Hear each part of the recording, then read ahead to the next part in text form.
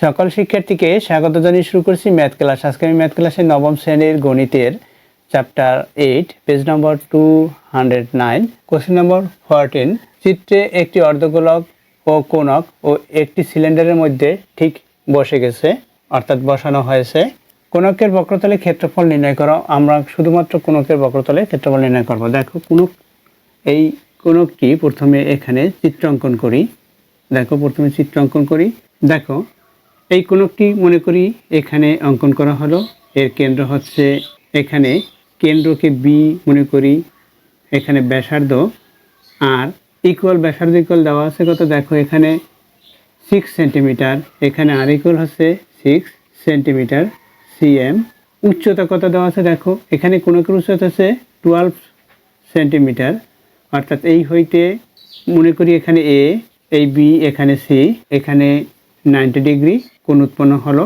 দেখো এখানে হেলানো উচ্চতাকে এল দ্বারা প্রকাশ করা হয়, এল ইকুয়াল নেই, হেলানো উচ্চতা আমাদের অবশ্যই বের করতে হবে, যেহেতু বক্রতলের ক্ষেত্রফল বের করব। এখানে উচ্চতা হচ্ছে এবি ইকুয়াল হচ্ছে 12 সেন্টিমিটার, অর্থাৎ এইচ ইকুয়াল 12 সেন্টিমিটার। দেখো তাহলে এখানে আমরা লিখতে পারি চিত্র হতে প্রাপ্ত। তাহলে লিখি নম্বর 1, কোণকের বক্রতলের ক্ষেত্রফল নির্ণয় করতে বলছে, সুতরাং লিখতে হবে চিত্র হতে পাই বা প্রাপ্ত, চিত্র হতে প্রাপ্ত বা পাই। কোণকের উচ্চতা এইচ দ্বারা প্রকাশ করা হয়, উচ্চতাকে এইচ ইকুয়াল এখানে 12 সেন্টিমিটার। দেখো এখানে কোণকের যে ভূমি, এই ভূমির যে বৃত্ত অংশ এর ব্যাসার্ধ, কোণকের তাহলে ভূমির ব্যাসার্ধ, তাহলে লিখতে পারি এবং কোণকের ভূমির ব্যাসার্ধ এবং কোণকের ভূমির ব্যাসার্ধ আর ইকুয়াল 6 সেন্টিমিটার, এটা দেওয়া আছে। এখানে চিত্রের দিকে লক্ষ্য করো, এখানে এই যে এ বি সি, এই কোণটা যদি আমরা এখানে অঙ্কন করি এ বি সি, তাহলে এখানে প্রতীক দিয়ে প্রকাশ করি এ বি সি। এখানে যে কোণ 90 ডিগ্রি বিকোণ, এর বিপরীত বাহু হচ্ছে এটাকে অতিভুজ, অথবা এখানে যেহেতু হেলানো বাহু দৈর্ঘ্য লিখি, হেলানোর দৈর্ঘ্য এই এসি। এখানে এবিসি সমকোণী ত্রিভুজ, এর অতিভুজ হচ্ছে এসি এবং লম্ব হচ্ছে এবি ভূমি বিসি, অর্থাৎ এই যে এটা থিটা কোণ যদি মনে করি, এই থিটা কোণের বিপরীত বাহু হচ্ছে এখানে এবি বাহুকে লম্ব বা বিপরীত বাহু বলা হয়। এখন এই থিটা কোণ সংলগ্ন দুইটি বাহু, এখানে এসি এবং বিসি, এসি বাহুকে অতিভুজ, বিসি বাহুকে সন্নিহিত বাহু বা ভূমি বলা হয়। তাহলে অবশ্যই বুঝতে পেরেছো এটা সমকোণী ত্রিভুজ উৎপন্ন হয়েছে। সুতরাং সমকোণী ত্রিভুজের পিথাগোরাস উপপাদ্য অনুসারে আমরা জানি, তাহলে লিখি এখানে এ বি সি সমকোণী ত্রিভুজ হতে পাই, অতিভুজ স্কয়ার, এখানে অতিভুজ আছে এসি, অতিভুজ স্কয়ার ইকুয়াল লম্ব আছে এখানে এবি, লম্ব স্কয়ার প্লাস ভূমি স্কয়ার, ভূমি আছে বিসি। এখানে আমরা লিখে দিতে পারি সাইড নোটে পিথাগোরাসের উপপাদ্য অনুসারে। দেখো আমরা মান বসাই, এসি ইকুয়াল হচ্ছে এল স্কয়ার ইকুয়াল এবি কি লম্ব এখানে এইচ প্লাস বিসি হচ্ছে ভূমি এখানে আর। এখন চিত্র হতে এখানে আমরা এল এর মান নির্ণয় করবো। সুতরাং এল ইকুয়াল এল এর, দেখো এখানে বর্গ আছে, বর্গের বিপরীত বর্গমূল, সুতরাং আমরা বর্গ বাদ দিব। তাহলে বর্গ বাদ দিতে হলে বর্গমূল করতে হবে। এখানে আমরা এইচ এর মান বসিয়ে দেই। এইচ ইকুয়াল দেওয়া আছে 12কে স্কয়ার প্লাস আর ইকুয়াল দেওয়া আছে 6কে স্কয়ার। এখানে লিখব মান বসিয়ে। দেখো এখানে একক হচ্ছে সেন্টিমিটার, এটা হলো ইকুয়াল দেই 12 × 12 144 প্লাস 36 হবে 6 × 6, এখানে বর্গমূল, এটা সেন্টিমিটার একক ইকুয়াল কত হয়, দেখো আমরা এটা প্লাস করি 180 হলো এটার বর্গমূল, 180 বর্গমূল করলে যা হয় সেটা আমরা এখন লিখব। আমরা ক্যালকুলেটর ব্যবহার করে পাই 6√5, অথবা আমরা লিখতে পারি 13, এটা অথবা 13.4164 সেন্টিমিটার। দশমিক বিন্দুর পর 4 অঙ্ক লিখেছি। এখন দেখো কোণকের বক্রতলের ক্ষেত্রফল নির্ণয় করতে বলছে, এটা আমরা এল এর মান নির্ণয় করেছি, এটা অর্থাৎ এখানে 13.4164 সেন্টিমিটার হলো, এটা হচ্ছে এল এর মান। এখন আমরা কোণকের বক্রতলের ক্ষেত্রফল নির্ণয় করব। তাহলে লিখি অতএব কোণকের বক্রতলের ক্ষেত্রফল ইকুয়াল পাই আর এল বর্গ একক। এটা আমরা প্রথমে আমরা জানি লিখেও লিখতে পারি। আমরা জানি কোণকের বক্রতলের ক্ষেত্রফল এটা, অতএব কোণকের বক্রতলের ক্ষেত্রফল ইকুয়াল, এখন আমরা এখানে মান বসাবো। কি মান আছে দেখো, আমরা মান বসিয়ে দেই।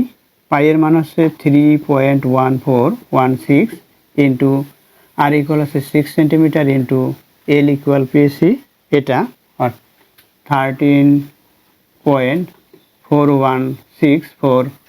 এখানে দেখো ক্ষেত্রফল, সুতরাং এখানে এই আর এর মানে সেন্টিমিটার আর এটাই সেন্টিমিটার, সেন্টিমিটারের সাথে গুণ করলে সেন্টিমিটার স্কোয়ার হয়, অর্থাৎ ক্ষেত্রফল হচ্ছে বর্গ একক, এর জন্য সিএম স্কোয়ার হলো। এখন আমরা এটা ক্যালকুলেটর ব্যবহার করে গুণ করি। আমরা ক্যালকুলেটর ব্যবহার করে পাই 252.89377734 সিএম স্কোয়ার এটা পেয়েছি। এখন দশমিক বিন্দুর পরে 4 অঙ্ক বা 2 অঙ্ক আমরা লিখতে পারি। দশমিক বিন্দুর পরে আমরা 2 অঙ্ক লিখে দেই, 4 অঙ্ক লিখি দেখো, বা 3 অঙ্ক দেখো 252.89, এই দেখো এখানে 3 পরের অঙ্কটির দিকে তাকাও, অর্থাৎ এর ডানের দিকে অঙ্কটির দিকে তাকাতে হবে। সেই অঙ্কটি এখানে যে আমরা দশমিক বিন্দুর যত অঙ্ক লিখবো তার পরের অঙ্কর দিকে তাকিয়ে লিখতে হবে, অর্থাৎ পরের অঙ্কটি এই দশমিক বিন্দু যত অঙ্ক লিখবো সেই অঙ্কের চেয়ে বড় না ছোট সেটা লক্ষ্য করতে হবে। যখন বড় হবে তখন 3-র সাথে 1 যোগ করে 4 লিখব, ছোট হলে কোনো সংখ্যা যোগ করতে হবে না। এটা হচ্ছে অ্যান্সার, অর্থাৎ কোণকের বক্রতলের ক্ষেত্রফল নির্ণয় করতে বলেছে, সুতরাং কোণকের বক্রতলের ক্ষেত্রফল হচ্ছে এটা। আশা করি বুঝতে পেরেছো। এরপর দেখো নম্বর 2, অর্ধগোলকের ক্ষেত্রফল নির্ণয় করতে বলেছে, সুতরাং আমরা অর্ধগোলকটি অঙ্কন করব। প্রথমে অর্ধগোলকের চিত্রটি অঙ্কন করি। এখান থেকে এখানে ব্যাসার্ধ আর, এখানে 6 সেন্টিমিটার, এটা আর ইকুয়াল 6 সেন্টিমিটার। এই অর্ধগোলক যেহেতু, তাহলে আমরা লিখব দেওয়া আছে বা চিত্র থেকে প্রাপ্ত গোলকের ব্যাসার্ধকে আর দ্বারা প্রকাশ করা হয়, আর ইকুয়াল এখানে 6 সেন্টিমিটার। আমরা অর্ধগোলকের ক্ষেত্রফল নির্ণয় করব, তাহলে লিখি। আমরা জানি অর্ধগোলকের ক্ষেত্রফলের সূত্র লিখব 2 পাই আর স্কোয়ার বর্গ একক। দেখো অর্ধগোলকের সূত্র হচ্ছে 2 পাই আর স্কোয়ার, তাহলে সম্পূর্ণ গোলকের ক্ষেত্রফলের সূত্র কি, এখানে 4 পাই আর স্কোয়ার হবে। দেখো এখানে আর এর মান দেওয়া আছে, তাহলে এখানে আর এর মান পাই এর মান বসিয়ে আমরা অর্ধগোলকের ক্ষেত্রফল নির্ণয় করতে পারবো। তাহলে লিখি, অতএব অর্ধগোলকের ক্ষেত্রফল 2 পাই আর স্কোয়ার, এখানে বর্গ একক ইকুয়াল দেই, মান বসাই 2 ইন্টু পাই এর মান কত 3.1416 ইন্টু আর এর মান হচ্ছে 6, এটাকে স্কোয়ার, এখানে একক হচ্ছে সেন্টিমিটার, সুতরাং এখানে বর্গ সেন্টিমিটার হবে, ইকুয়াল দেই। দেখো এখানে কত হয় 2 ইন্টু, প্রথমে লিখি 3.14 যা আছে সেটা লিখে নেই, ইন্টু 6কে স্কোয়ার, অর্থাৎ 6 ইন্টু 6 36 হবে। 6-এর সাথে 6 গুণ করে, এখানে 6-এর সাথে 6 গুণ করে 36, এখানে সিএম স্কোয়ার একক। এখন আমরা এটা গুণ করব, আমরা গুণ করি 36-এর সাথে 2 গুণ করি 72 হবে, ইন্টু 3.1416 সেন্টিমিটার স্কোয়ার ইকুয়াল। এখন আমরা এখানে ক্যালকুলেটর ব্যবহার করি, 72 ইন্টু 3.1416 ইকুয়াল 226 লিখি 226.1952 বর্গ সেন্টিমিটার সিএম স্কোয়ার দিলাম। এখানে শুধুমাত্র অর্ধগোলকের ক্ষেত্রফল নির্ণয় করতে বলছে, অর্ধগোলকের ক্ষেত্রফল হচ্ছে এটি হচ্ছে অ্যান্সার। তাহলে আমরা উত্তরে লিখবো কিভাবে, অতএব অর্ধগোলকের ক্ষেত্রফল এত বর্গ সেন্টিমিটার, এটা লেখার পরে অ্যান্সার লিখে দেবো।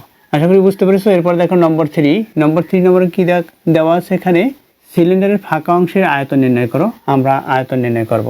এরপর কি দেওয়া আছে এখানে নম্বর 4-এ অর্ধগোলক কোণক ও সিলিন্ডারের আয়তন অনুপাত।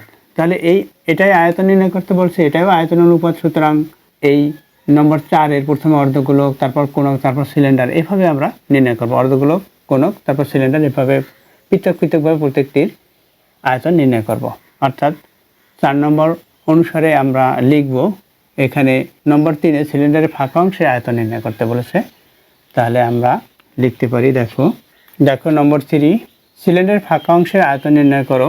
প্রথমে চিত্র অঙ্কন করি, দেখো চিত্রটি কেমন, এখানে সেই চিত্রটি অঙ্কন করি। এখানে একটি সিলিন্ডারের মধ্যে, এখানে সিলিন্ডারের মধ্যে একটি অর্ধগোলক এবং একটি কোণক রাখা আছে। দেখো এখানে কোণকের উচ্চতা দেওয়া আছে, কোণকের উচ্চতা আছে h ইকুয়াল 12 সেন্টিমিটার, এটা পেয়েছি আমরা কোণকের উচ্চতা।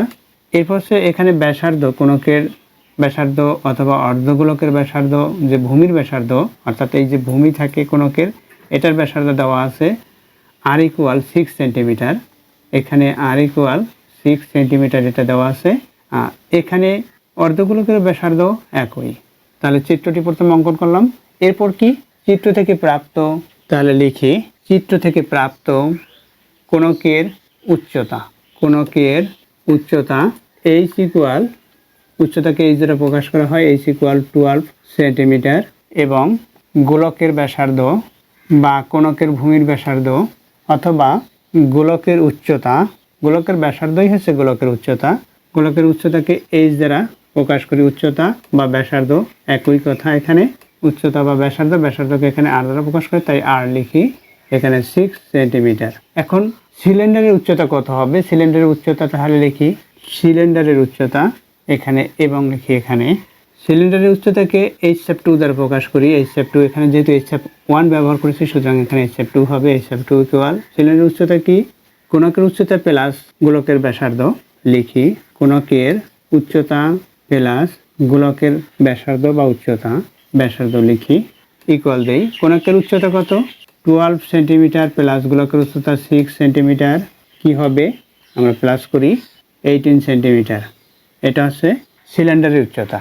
তাহলে লিখি, আমরা জানি প্রথমে আমরা অর্ধগোলক লিখব, এর কারণ নম্বর 4-এ প্রথমে অর্ধগোলক, কোণক এবং সিলিন্ডার এর আয়তন এর অনুপাত নির্ণয় করতে বলেছে। তাহলে আমরা লিখি অর্ধগোলকের আয়তন। আমরা জানি অর্ধগোলকের আয়তন ইকুয়াল গোলকের সম্পূর্ণ আয়তনের অর্ধেক, অর্থাৎ এখানে 4/3 পরিবর্তে 2/3 হবে পাই আর কিউব ঘন একক। এরপর কোণকের আয়তন, কোণকের আয়তন, কোণকের আয়তনের সূত্র কি 1/3 পাই আর স্কয়ার এইচ, পাই আর স্কয়ার এইচ ঘন একক। এবং সিলিন্ডারের আয়তন, সিলিন্ডারের আয়তন আমরা জানি পাই আর স্কয়ার এইচ ঘন একক। দেখো এই তিনটির আয়তন আমাদের অবশ্যই নির্ণয় করতে হবে। এখানে চিত্রে আমরা টোটাল যে সিলিন্ডার এর আয়তন বের করব, সিলিন্ডার আয়তন থেকে এই গোলকের আয়তন এবং কোণকের আয়তন এর সমষ্টি, অর্থাৎ গোলকের আয়তন বের করব, কোণকের আয়তন বের করব, এই দুইটা মোট করব এবং সিলিন্ডার আয়তন থেকে এই গোলক এবং কোণকের আয়তন যখন বিয়োগ করব তখন এই যে ফাঁকা অংশ আছে এই ফাঁকা অংশের আয়তন বের হবে। আমাদের ফাঁকা অংশের আয়তন বের করতে বলেছে। দেখো এখানে নম্বর 3 সিলিন্ডারের ফাঁকা অংশের আয়তন নির্ণয় করো।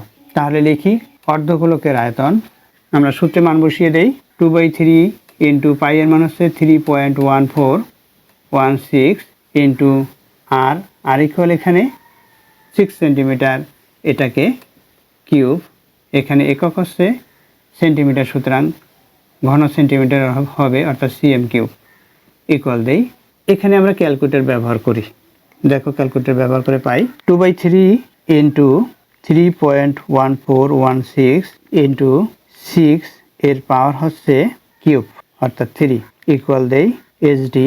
আমরা কত পেলাম 452, লিখি 452.3904 সিএম কিউব। তাহলে আমরা অর্ধগোলকের আয়তন নির্ণয় করেছি, অর্ধগোলকের আয়তন। এরপর দেখো কোণকের আয়তন, অতএব কোণকের আয়তন ইকুয়াল, কোণকের আয়তনের সূত্র হচ্ছে 1/3, আমরা মান বসিয়ে দেই ইন্টু পাইয়ের মান হচ্ছে 3.1416 ইন্টু আর এর মান হচ্ছে 6, এটাকে স্কয়ার, এই স্কয়ার এইচ, এইচ হচ্ছে উচ্চতা, উচ্চতা হচ্ছে 12, এখানে একক হচ্ছে সেন্টিমিটার কিউব হবে।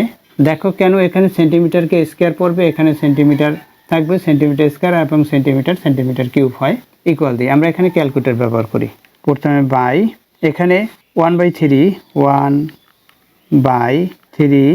Into 3.1416 into 6 to the power 2 অর্থাৎ 6k স্কয়ার ইন্টু 12 ইকুয়াল দেই এইচডি চাপি দেখো ক্যালকুলেটর ব্যবহার করে পাই 452 3.3904 সেন্টিমিটার কিউব। দেখো এখানে কোণকের আয়তন এবং অর্ধগোলকের আয়তন আমরা একই পেলাম। এরপর দেখো সিলিন্ডারের আয়তন বের করব।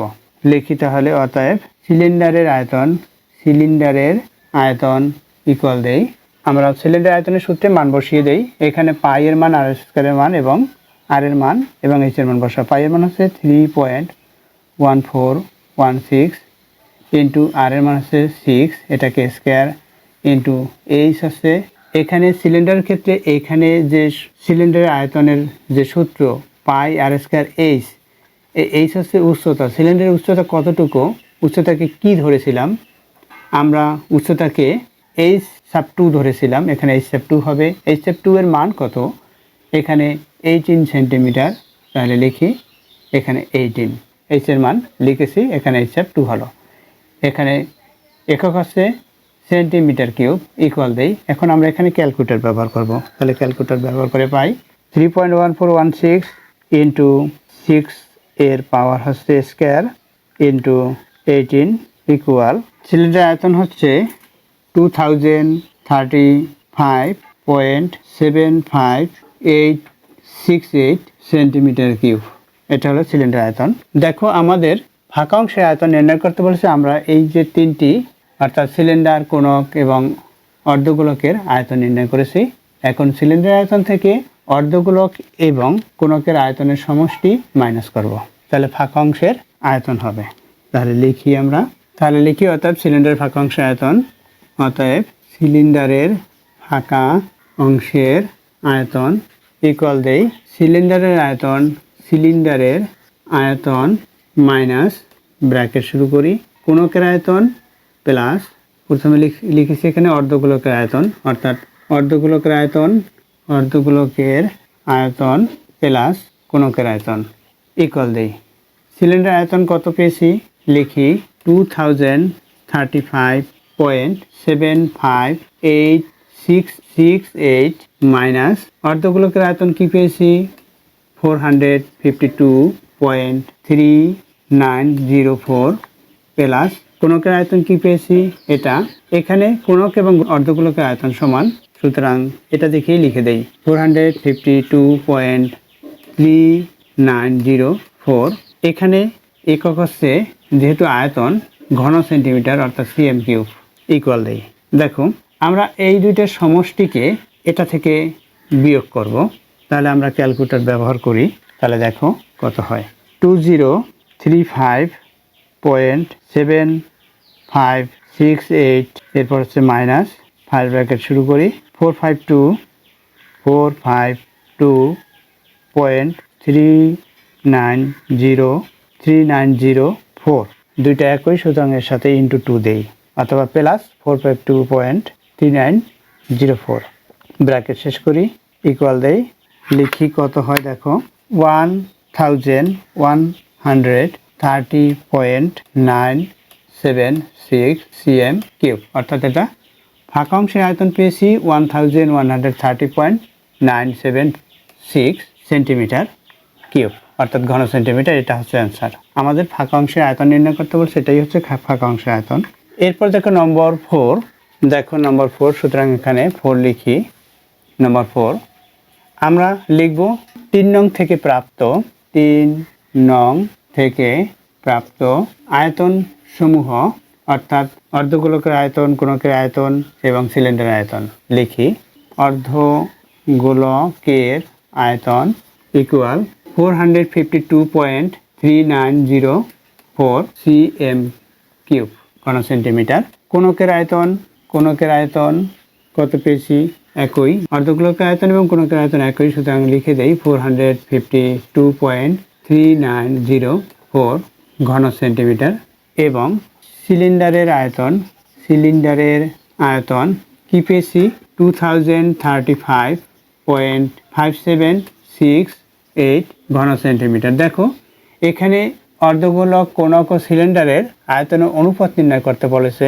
অতএব অর্ধগোলকের আয়তন লিখি ইস টু কোণকের আয়তন ইস টু সিলিন্ডারের আয়তন ইকুয়াল দেই, লিখি 400, প্রথমে অর্ধগোলকের আয়তন হচ্ছে 452.3904 ইস টু কোণকের আয়তন একই, লিখি 452.3904 ইস টু সিলিন্ডার আয়তন 2035.7586 ইকুয়াল দেই।